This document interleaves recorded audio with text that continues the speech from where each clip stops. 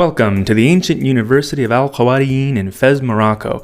Join me on this journey, a campus tour if you will, as we go from the story I thought I'd be telling you today versus the one I'm actually going to, which is a bit more nuanced and a lot more infuriating.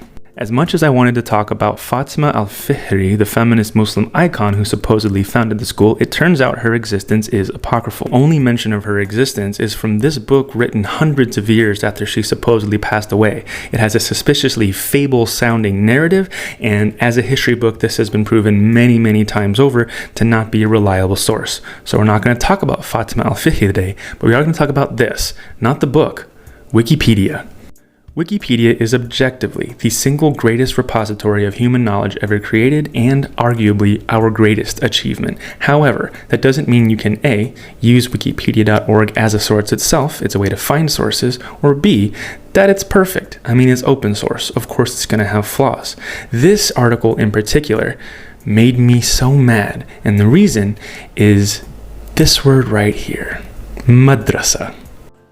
Madrasa means school. It is one of the most direct translations I know of from Arabic to English. There is no extra connotation of the term. It is umbrella. It can refer to any educational institution. That includes Christian schools. As a matter of fact, I went to Madrasa al-Amrikiya, the American school, when I lived in Saudi Arabia. This word was vehemently weaponized as breeding grounds for terrorists, especially by Donald Rumsfeld in the years following the 9/11 attacks, to the point where the Oxford Dictionary now defines the word in English as this, which apparently means the discussion page for this article has twice the word count of the article itself because of a few bigots arguing that the English definition of madrasa means this can't be the oldest university. Fast mode.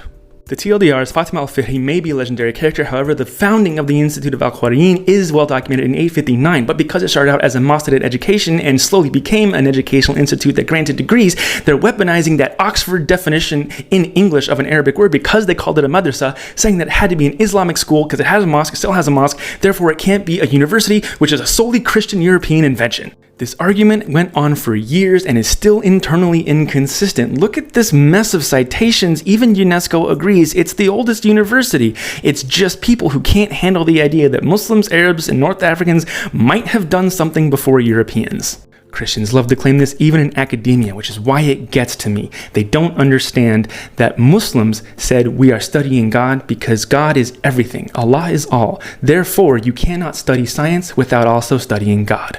And if you still think only a European can invent a university, considering the current state of disaster capitalism through exploitation of the undergraduate and professors, I think if I had to choose between that and the oldest madrasa, I know which one I'd choose.